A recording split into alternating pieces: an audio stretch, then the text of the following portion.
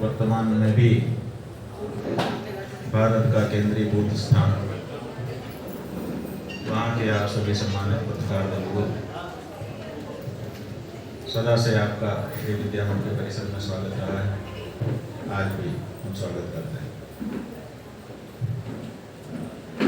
आप लोगों को विदित ही है कि नव संवत्सर जब हम लोगों ने काशी में मनाया था, तो हम लोगों ने इस संवत्सर को गौ संवत्सर कह करके संबोधित किया था। नव संवत्सर, गौ संवत्सर। उद्देश्य यही था कि इस संवत्सर में गौ माता को सम्मान दिलाने का जो अपना लक्ष्य है उसको हम लोग प्राप्त करेंगे। स्वाभाविक था कि उस लक्ष्य की प्राप्ति के लिए प्रयत्न करने थे। हम लोगों ने यथासंभव प्रयत्न करने का प्रयास किया। आप जानते ही हैं कि वृंदावन के गोवर्धन पर्वत की परिक्रमा करके वहाँ से हमने आगे पद यात्रा की, दिल्ली तक गए और दिल्ली में उस स्थान तक गए संसद भवन के पास जहाँ पर 1966 ईस्वी में 2 भक्तों के ऊपर गोलियां चलाई गई थी, जहाँ पर उनका खून गिरा था। वहाँ पहुँच करके सबसे पहले हमने उन 2 भक्तों को श्रद्धांजलि समर्पित की और संकल्प लिया कि आप सबके बलिदान को व्यर्थ नहीं जाने दिया जाएगा।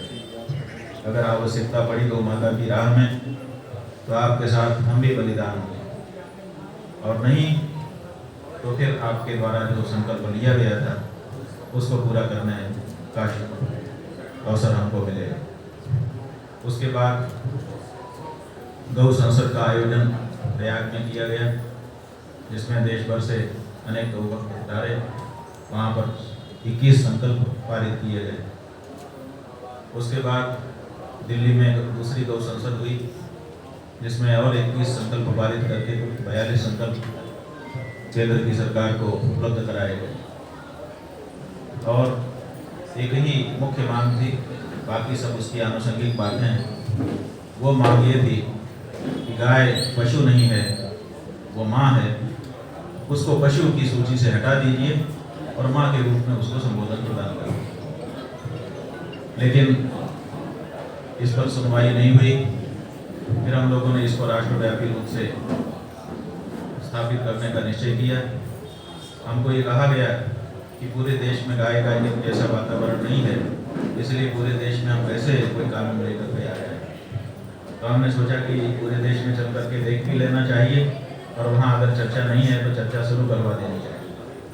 तो हमने कार्यक्रम बनाया कि भारत परिक्रमा के माध्यम से भारत के सभी 36 प्रदेशों में जाकर के वहाँ पर गौ प्रतिष्ठा ध्वज की हम स्थापना करें। और इसके लिए हम चातुर्मास्य के अनंतर निकल पड़े, एक से दूसरे, दूसरे से तीसरे, प्रतिदिन नए प्रदेश में जाकर के वहाँ पर सभा को संबोधित करते हुए लोगों में इस बात की चर्चा आरंभ करते हुए हमने सब जगह पर गौ प्रतिष्ठा ध्वज की स्थापना की। लगभग 35 दिन हमको इस कार्य में लगे और 35 दिनों के अंदर 36 प्रदेश। आचार्य जी, एक प्रश्न है, जैसे आप जब पहुंचे थे सिक्किम में, आपकी जो है चार्टर्ड विमान भी एक हमको पता चला, कई जगह खबर चली कि आपका चार्टर्ड विमान उतर नहीं पाया।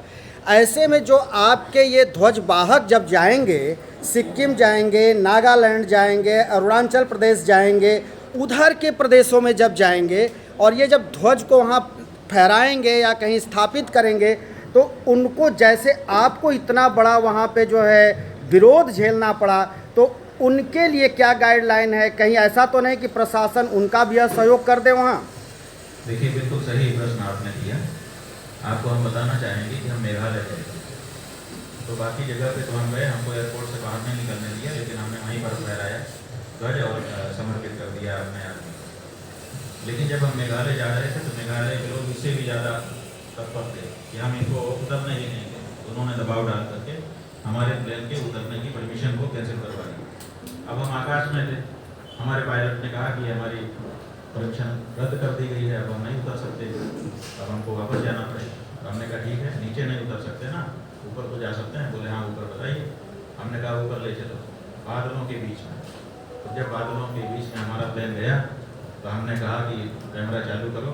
कुंदन थे, उन्होंने चालू किया। हमने खिड़की से बाहर दिखाया कि देखिए ये क्या है, ये मेघ ही मेघ है। मेघ माने बादल और आलय माने होता है उसका समूह, जहाँ खूब सारे बादल हों उसी का नाम मेघालय होता है। तो हमने कहा मेघालय का मतलब जमीन मेघालय नहीं हो सकती, मेघालय का मतलब मेघों का आलय ऊपर है। तो हम मेघालय में आ गए हैं और यहाँ पर हमको प्रतिष्ठा का ध्वज फहरा रहे हैं। देख लो मेघालय के लोग। और इतना ही नहीं, हमने उनको धन्यवाद दिया कि आप लोगों ने जो हमको नहीं उतरने दिया उसके लिए हम आपको शिकायत नहीं कर रहे हैं, हम आपको धन्यवाद कह रहे हैं। क्योंकि अगर हम नीचे उतर जाते तो 25 फुट का हमारा ध्वज बना हुआ था वहाँ पर, 4 फुट को हम गाड़ देते जमीन में, 21 फुट ऊपर रहता। तो 21 फुट के ऊपर हम लोग प्रतिष्ठा का ध्वज फहराने जा रहे थे। आपके विरोध के कारण 21,000 फुट पे हमको फहराने का मौका मिला। महाराज जी वो जो उसके बाद क्या हुआ सुन लो जी, फिर हमको तो नहीं उतरने दिया। जी। फिर हम गुवाहाटी आए, वहाँ गुवाहाटी आए, गुवाहाटी में आकर के हमने एक अग्रवाल जी हैं उनको ध्वज सौंपा कि ये ध्वज आपके पास धरोहर रहेगा, जब मौका मिलेगा तो फिर वहाँ पर मेघालय में जाके हम लोग फहराएंगे, तब तक आपके घर में इसकी पूजा होनी चाहिए। तो उन्होंने स्वीकार कर लिया कि ठीक है, जब आप कहेंगे हम देंगे, तब तक हम प्रतिष्ठा टूर्नामेंट से इसको एक ध्वज आपने वहाँ फहराया। फिर क्या हुआ, फिर मेघालय के लोगों ने हमसे संपर्क किया कि आप आइए, हम जगह दे रहे हैं वहाँ पे फहराइए। तो फिर क्योंकि हमारी यात्रा चल रही है तो हमारे विकास पाटनी जी कहाँ हैं? ये विकास पाटनी जी हैं, इनको हमने भेजा, ये गए मेघालय और जा करके इनको स्वागत किया हम लोग और ले जा करके मेघालय में तो प्रतिष्ठा ध्वज की स्थापना इनके हाथों हो गई। आज भी वहाँ पर ध्वज फहरा। ये नहीं है कि केवल विरोध करने वाले लोग सब जगह हैं, जो ये करने वाले लोग भी हैं। जो ये तो 4-5 लोग जाएंगे तो जो समर्थन करने वाले लोग हैं वो आगे आएंगे। ऐसी जो 4-5 छात्र विरोध में थे, छात्र नेता थे, छात्र संघ के थे, क्या उसमें से किसी ने आपसे संपर्क साधा फिर बाद में? देखिए वो अरुणाचल प्रदेश की बात है। अरुणाचल प्रदेश में जो ऑल अरुणाचल स्टूडेंट यूनियन है आसू, उसके छात्र नेता थे, उन्होंने हमारा विरोध किया। तो जब उन्होंने विरोध किया तो जब हम अरुणाचल के ईटानगर एयरपोर्ट में गए तो हमने कहा कि हमारा विरोध किस लिए? उन्होंने कहा लॉ एंड ऑर्डर की समस्या। हमने कहा लॉ एंड ऑर्डर क्यों बिगड़ेगा? जब हम आपके खिलाफ कुछ बोलेंगे तब ना आप गुस्सा होगे। हमने अरुणाचल के खिलाफ क्या बोला है बताओ? अगर कोई रिकॉर्ड आपके पास हो तो बोलो, हमने कुछ किया हो आपके पास कोई रिकॉर्ड हो तो बोलो। बोले कुछ नहीं है, बस हम आपको नहीं आने देना चाहते। हमने तो जिद है, ये जिद अच्छी नहीं होती। आप हमारी बात सुनिए, हम आपकी बात सुने, आओ बात करें। तो बाहर लोग थे एयरपोर्ट के बाहर, अंदर हमको रोका जा रहा था प्रशासन के द्वारा। हमने प्रशासन से कहा हमें बात कराओ, तो वो पहले तो नहीं मान रहे थे, लेकिन हमने जिद कर दिया कि नहीं हमारी पहले बात कराइए, बात सुनने के बाद आप विरोध करो तो बन जाने। तो वो लोग गए और जा करके आधा घंटा का समय लगाया और आधे घंटे के बाद प्रशासन के लोग लौट करके आए। बोले वो लोग कह रहे हैं कि हमारे पास शंकराचार्य जी से बात करने के लिए कोई कॉम्पिटेंट व्यक्ति नहीं है, इसीलिए हम बात करने के लिए आगे नहीं आ सकते। तो हमने कहा कि कॉम्पिटेंट व्यक्ति बात करने वाला नहीं है और आपने दुनिया भर के लोगों को बुला करके खड़ा कर दिया, ये तो लोगों का दुरुपयोग है। और फिर तुम स्टूडेंट यूनियन के लोग हो, तुम्हारा काम परिसर में है, कॉलेज के परिसर में जाओ। तो कहा है कि यहाँ बाहर आकर के खड़े हो, और प्रशासन को भी कहा कि भाई इनको क्यों खड़े होने दिया है। और फिर हमने उनको मौका दिया कि कोई बात नहीं, अभी तो हम जा रहे हैं क्योंकि हमको आगे की यात्रा भी करनी है, लेकिन आप हमको बुलाइए, हम आएंगे, अपनी बात आपसे बताएंगे। उसके बाद आपको लगे कि विरोध करना है तो करना, और नहीं अगर आपको लगता है कि आप नहीं आने देना चाहते हैं, मूछ का सवाल हो गया है आपके, तो आप हमारे आश्रम में आओ, हम आपका स्वागत करेंगे और आपको बैठा करके आपसे बात करेंगे। लेकिन अभी तक उन्होंने कोई संपर्क हमसे किया नहीं। इसका मतलब है कि हमारी जो बात है उसका जवाब उनके पास है। एक छोटा सा प्रश्न है महाराज जी, महाराष्ट्र में आप गए थे, महाराष्ट्र की सरकार ने जो आपको अभिभूत कर दिया, राजमाता का जो दर्जा दिया गाय को, तो वहाँ हमने देखा कि आपके मंच पर एकनाथ शिंदे और देवेंद्र फडणवीस दोनों ही बैठे थे। तो क्या आपने उनको इस होने वाले विधानसभा चुनाव में विजयी भव का आशीर्वाद प्रदान किया? नहीं किया तो आप कर रहे हैं। जो गाय के लिए खड़ा है, अगर उसके लिए हम नहीं प्रशंसा करेंगे, उसके लिए अगर हम अनुरोध नहीं करेंगे लोगों से, तो किसके लिए करें? और हिंदू जात से हम कहना चाहते हैं, जो भी हिंदू महाराष्ट्र में है, विधानसभा का चुनाव आया, जिन लोगों ने गौ माता को राज्य माता का दर्जा दिया, उन्होंने शिवाजी महाराज वाला काम किया है।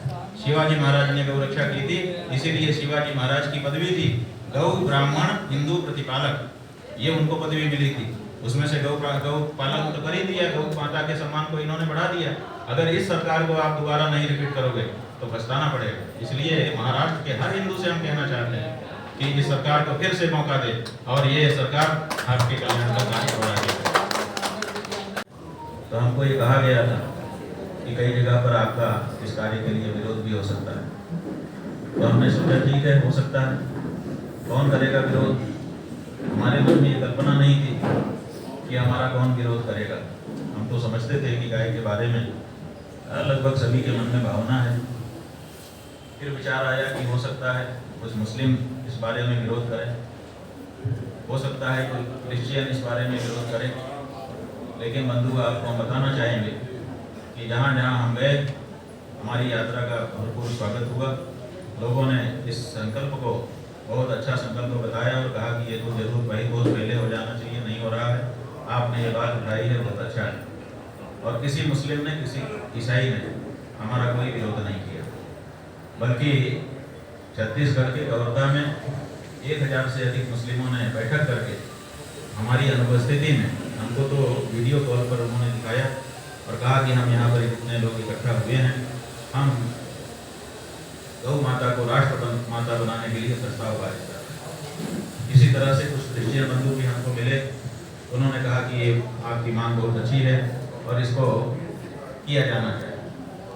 केवल राजनीतिक रूप से हमारा उत्तर पूर्व के राज्यों में, कुछ राज्यों में विरोध हुआ, लेकिन हम सब जगह पर पहुंचे और सब जगह जाकर के हमने अपनी बात रखी। विरोध करने का परिणाम ये हुआ कि जो लोग नहीं जानते थे इस बात को, वो भी इस बात को जान सके। और इस तरह से हम उनको धन्यवाद देना चाहते कि आपको बीच में आना होगा। हमने कहा हम तो अपनी यात्रा छोड़ नहीं सकते। उन्होंने कहा कि हम अगर आपकी यात्रा के संदर्भ में ही काम कर रहे हों तब तो आपको आना पड़ेगा। हम गाय को राज्य माता घोषित करने जा रहे हैं और आप आइए। तो हम वहाँ पर गए और जा करके हमने वहाँ के जो मुख्यमंत्री हैं एकनाथ शिंदे जी, उन्होंने एक सभा के अंदर लोगों का स्वागत किया और उन्होंने अपनी कैबिनेट में जो प्रस्ताव पारित किया था, जो अध्यादेश जारी किया था, उसकी प्रतियां हमको वहाँ पर सौंपी।